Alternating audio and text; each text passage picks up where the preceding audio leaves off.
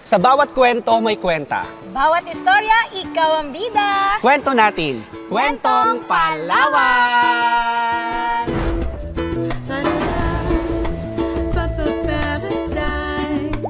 Hi mga kakwentuhan! Welcome sa ating 13th episode! Oh, 13 na? Yes, kumbaga sa mga kabataan teenager na. So this is a milestone for us. And syempre, ang episode po na ito ay hatid sa inyo ng Pamahalang Panlalawigan ng Palawan sa pamumuno ni Governor Dennis M. Socrates. At syempre, kasama natin ngayon, Partner Chin. Sa lahat ng mga episodes natin, dalawa lang tayo. Pero ngayon, trio magnifico. Special na episode na ito. Special ang episode natin ngayon kasi kasama natin ngayon ang ating kasamahan sa provincial government. Hindi na natin patatagalin pa. Pero bigyan muna natin sila ng konting background. Sino nga ba ito na napakaganda natin kasama dito sa ating program ngayon na Kwentong Palawan? We're so honored na kasama natin siya ngayon. Kasi po, siya po ay isang ekspertong totoo sa larangan na geology or geosciences. So, she's currently the project officer 3 of the PDRRMO at siya rin po ay Climate Resilience Development Section Head ng PDRRMO. At siya, kinalala din siya, hindi lang dito sa Palawan, hindi lang sa Pilipinas, hindi sa buong mundo, sa larangan ng geology. Tinanghal din po siya Geoscience Ambassador of the Year ng UNESCO. At top-notcher din ito sa Scholar ng Bayan. Huwag tayong kabahan. Huwag tayong ma-pressure. Miss Dainty Rabao. Welcome po sa akin. Welcome sa sarili. Thank you. Thank you so much po for that introduction. Super excited din po ako dito sa programang ito. Siyempre, it's an opportunity to share the awesomeness of Earth Sciences at Earth Sciences specifically ng Palawan. So, kaka-excite na lalo, no?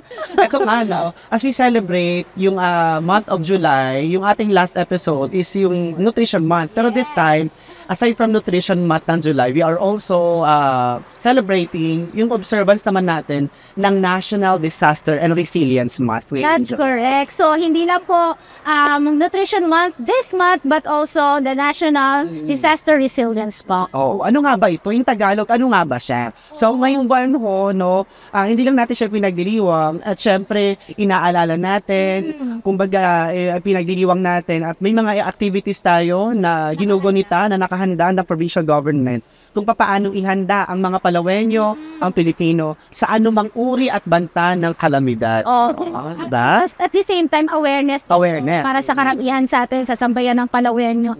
Jam-pack nga yung kanilang schedule of activities this July. And yung isa sa mga highlight pala, partner, recently, di ba, na-launch na yung ating Palawan Island Network. Oy, congratulations. Mas marami pa tayong maabot. PDR din yun, Parang marami pa pong maabot ng Provincial Government of Palawan at sa pangunguna po ng ating PDRRMO sa pagbibigay ng impormasyon sa sambayan ng Palawenyo. Lalo na pagdating sa paghahanda or pag nandiyan na ang hindi natin inaasahang mga disaster, makakapagbigay tayo ng impormasyon sa malalayong munisipyo. Pero that's the question, no? Ma'am Dainty and partner, ang question natin, handa ka na ba? Or gaano ka ba kahanda? Diba? Sa lahat ng bagay, we have to be prepared. Sa lahat.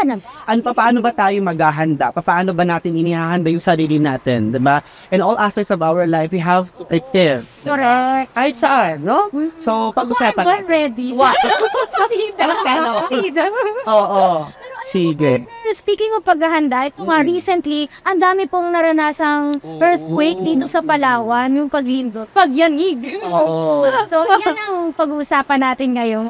Medyo, yun nga po, no, ginulat, no, Miss Dainty, ginulat ang sambayan ng Palawenyo sa ilang mga, pagyanig, ilang parang kumbaga inuga ng may pag-uga. Slight lang. Sige, pag-usapan natin yun. Kasi diba for the past years, we are claiming that Palawan is earthquake free.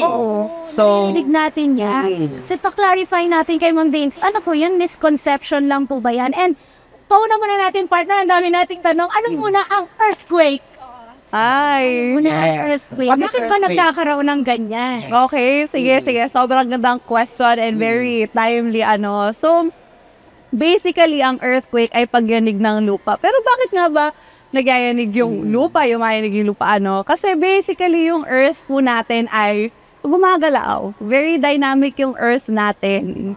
So parang, kung titingnan natin yung earth, bilog siya, pero yung outer shell ng earth, or kung saan tayo nakatayo, ay composed of tinatawag nating tectonic plates. O, pak, diba? Tectonic plates. Babalik tayo sa Pabalik tayo Earth high school, science. earth science, plate tectonic. So, yung mga plato na yan, individual yan sila. Gumagalaw-galaw sila. Minsan nagsasalubong sila. sumasaya. Oo, sumasaya. Pero yung paggalaw nila, parang mga few millimeters per year lang. Sobrang bagal, hindi natin masyado napapansin. Parang pag-grow lang ng fingernails natin. Ganun lang sila gumalaw. So, yun yung unang premise. Gumagalaw yung earth natin. So, dahil gumagalaw sila, nagsasalubong minsan, and dahil doon, iipon siya ng energy. Parang kapag konti-konti mo siyang pinipit-pit, napupuno siya ng stress. Parang tayo rin, di ba? Stress din Oo, pala.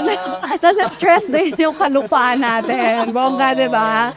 So, konti-konti siyang nag-iipon ng stress to the point na magbe-break siya. So, kapag nag-break siya, yung lupa natin, doon nagkakaroon ng earthquake. So, yun yung premise ng ating earthquake. Oo. Ang galing po ng pagkapaliwanag yung mga talagang gets na Gumagala. Ang ganda sa ngayon po pala, sa kinatatayuan natin, may paggalaw. Yes, may paggalaw, pero sobrang konti lang. Oo, ayun. So ngayon, bakit masabi dati na earthquake-free yung Palawan? So kung titingnan natin yung mapa ng Pilipinas, yung Palawan, nasa iba siyang tectonic plate. So Palawan, tectonic plate, specifically yung tawag sa plate na yun ay Eurasian plate. So kasama siya ng Europe, Asia, kaya Eurasian plate. And then yung the rest ng Philippines, simula Luzon, Bicol, Visayas, Mindanao, nasa separate siyang tectonic plate or terrain, I'd say. Ang tawag sa kanya ay Philippine Mobile Belt. So, kung titignan natin yung mapa ng Pilipinas, lahat ng vulkan, nasa other side ng Philippines, andun din yung Philippine Fault Zone. Yung pinaka-matunog ay West Valley Fault, no? Marikina Fault, West Valley Fault. So, lahat yun, andun sila sa isang tectonic plate. Nasa kabila sila. Tapos tayo nasa ibang tectonic plate tayo. So, ngayon, yung tectonic plate ng Philippines, the rest ng Philippines, Philippine Mobile Belt, siya yung may Philippine Fault Zone. So, siya yung laging may earthquake. So, in fact, every day sa Philippine Mobile Belt, mayroong 20 to 30 earthquakes every day. Ganun kadalas. Pero, 20. every day.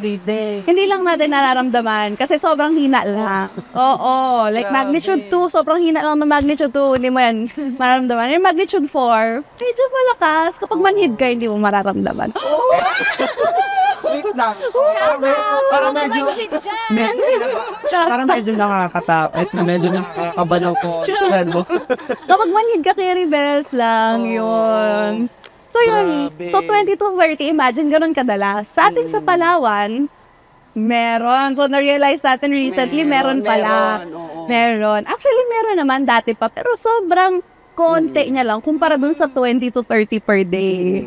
At saka mahina lang siya. Sobrang hina lang. Like, recently may mga 2, may mga 3, yung mga yun, hindi na yun halos nararamdaman ng tao. So, therefore po, wala namang dapat ipag-alala ang mga Palawenyo pagdating sa paglindos. Yes, actually, ang isa din is, hindi nakamamatay yung earthquake. Ano yung nakamamatay? Ang nakamamatay ay substandard engineering. So, syempre, kung binuild natin yung buildings natin according to the building code, it should withstand earthquakes, ano. But in any case, dito sa Palawan, relatively, sobrang mas konti talaga yung earthquake kumpara sa the rest ng Philippines. So, I guess, wala pa rin kailangan ipangamba yung mga Palawenyo. Pero syempre, mainam na, tulad ng sabi kanina na, handa. Oo. Sa ligtas ang may alam. Totoo. Pag-usapan natin kasi recently I've seen your post parang in-explain mo doon in layman's term na ang earthquake ay wala sa kalupaan. Nandoon siya sa karagatan. Sa bab ng Palawan. Paano yun? Paano nangyayari yun? At kung wala siya sa karagatan, bakit merong ba't meron tayo naramdaman or paano natin maipapaliwanag sa kanila yon? Yun ang nasa nating earthquake. Yes, so kasi may iba na nakita ko rin sa mga post nila, may mga sa mga 3rd or 4th floors, pero sa atin sa ground, medyo hindi natin masyadong naramdaman. Pero mas naramdaman nila yung medyo sa mga nasa upper level ng building. Yes, So, yes. bakit ganun? Okay, so yung medyo mas malakas, nung nakaraan yung sa offshore ng Rojas, so andun siya sa karagatan, doon yung epicenter. Basically, yung epicenter ay yung lokasyon kung saan nanggaling yung earthquake. Diba sabi natin, kung saan siya nag-break yung lupa, saan nag-release ng stress, yun yung epicenter ng earthquake. So, doon siya, offshore ng Rojas, pero yung earthquake waves po natin, ay nagta-travel siya sa Earth. So mula doon, kaya niya mag-travel sa lupa, sa ilalim ng dagat kasi syempre 'di ba lupa pa rin yung ilalim ng dagat. So doon magta-travel siya doon hanggang makapag-travel siya sa kalupaan ng Palawan. Kung asan tayo. So mararamdaman mo pa rin talaga siya. Pero hindi na siya ganun kalakas. Yes, hindi siya ganun kalakas. So kung mas malayo ka sa epicenter, kung saan siya galing, mas less yung shaking. So kung titingnan natin may intensity, 'di ba? So yung magnitude, yun yung energy na inilabas ng earthquake. Yung intensity naman is kung gaano ka-intense yung shaking na naramdaman at a specific location. So sa Rojas, medyo mas mataas yung intensity, hindi ko matandaan yung specific, pero may intensity sa Rojas and then may intensity sa Cuyo. Yes. So, kung titingnan natin sa mapa, yung epicenter ay mas malapit sa Rojas, medyo mas malayo sa Cuyo. So, doon pagdating sa Cuyo, lower yung intensity kumpara sa Rojas kasi mas malayo siya. So, yung pagyanig na mararamdaman natin ay nakabase din sa distansya galing sa epicenter.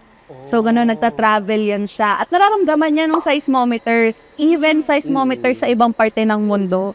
And ano lang po, kasi may narinig kaming mga haka-haka ng mga Palawenyo din na bakit kaya nagkaroon nga ng pagyanig and nag-originate daw sa ilalim ng dagat. So, may mga speculation na po na Baka daw ito ay daw po ito. man-made. Well, given that magnitude of earthquake hindi siya kayang i-generate ng humans sa ating technology right now. Given the area, the level, yung magnitude niya, hindi siya kayang i-generate. So, parte talaga siya ng buhay ng Earth. So, yun din yung kailangan nating ma-realize na yung mga earthquakes, parte yan siya ng buhay ng ating tahanan, yung Mother Earth. It's natural.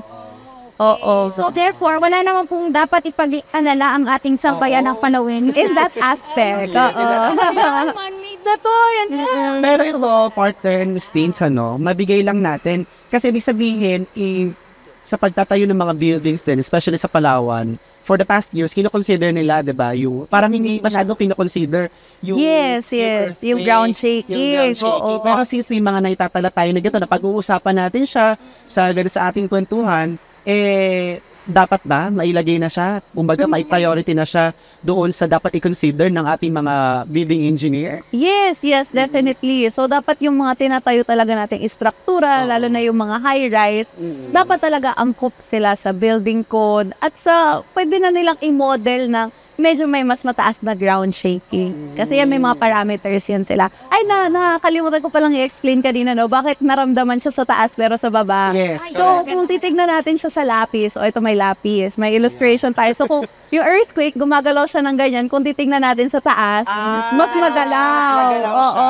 Pero kung dito sa baba, parang kimi-kimi lang, konti lang. So, kaya sa taas, sa higher floors, mas ramdam talaga magalaw yung dulo, earthquake. Oo. So, yun yung mga important things na kailangan nating i-consider, lalo na kung magpapataas tayo ng building. Kasi diba sa mga post natin, may nakita tayong mga post sa 3rd floor daw, naramdaman Pero sabi, wala ba?